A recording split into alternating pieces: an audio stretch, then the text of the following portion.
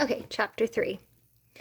When he found that he was no longer paying any attention to the story, he turned off the audiobook and sighed and stretched. Slowly he got to his feet. He could use a tea and a hot bath. The room was as it always had been.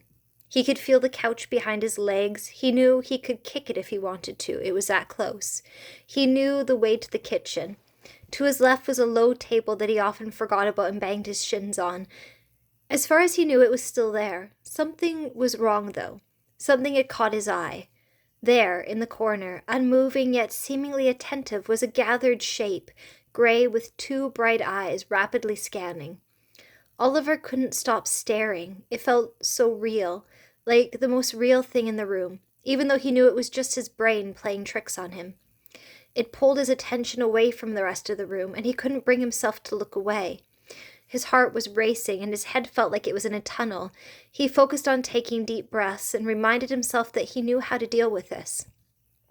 He turned on the TV, and he could hear the sound of tumbling and laughter as a childlike female voice said, "Simon, a rag-doll cat with white fur on its body and brown fur around its face, and blue eyes, swats playfully at a rattle.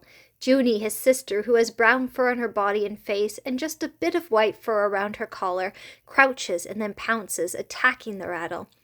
Isis, a small gray cat, watches from the corner. She stays still and does not engage the other two cats." He tried to listen, but he kept gazing back at the thing. He got up and walked around the room. He jogged on the spot and stretched slowly, taking deep breaths. It remained. He picked up the phone and tapped the screen, and it announced the word phone, so he double-tapped it. He tapped lower down, left to right, until the phone announced contacts, and he double-tapped on that and found Ezra's name and pressed to dial. "Hello, Oliver. How are you?" Ezra answered cheerfully. Oliver could hear the sound of shifting paper in the background. "Not well, man." He glanced over at it. It was so still and a bit hard to focus on.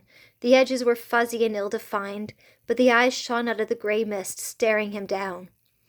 "Where are you, and what is it that you are seeing?" Ezra said, his voice deepening slightly. "There is a shadow person watching me. I tried watching TV. I tried walking around." He tried to think of other techniques he had used to distract himself, but panic was making it hard to think. "Have you left the house?" Ezra asked, going into another room and turning down the volume on the music that he'd been playing. "Did you work today?" "I did. It went fine. I don't want to go out like this." He started to pace. Just the idea of going outside made his heart start racing. "What are you doing right now?" "I was putting up my new calendar. It is very nice. I have been told it has a picture of a sunset for October." His words were broken up by the sound of scratching on paper. "I was planning out the next couple of weeks." "Right, of course," Oliver laughed. "Your birthday is coming up in 2 weeks." "Indeed, 60 years in this body." His voice trailed off. "It is something to celebrate." You should let me take you out for dinner. You can meet Josephine." Oliver stopped pacing and took a deep breath. "Yes, your fiancée. I'd be pleased to meet her." "How about Saturday? We can meet at the usual place." "Certainly. I can be there for 6. He took a long breath. "Now tell me, is your shadow still there watching you?" Oliver answered without looking. "It's gone. Thank you, Ezra." "I am always just a call away. Have yourself a good evening, Oliver." "You too." Oliver took a deep breath and dared a glance at where the shadow had been. He could feel lingering static coming from that direction, but the shadow was gone, for now. He intentionally took a few more deep breaths, and then continued on to the kitchen to make a cup of tea.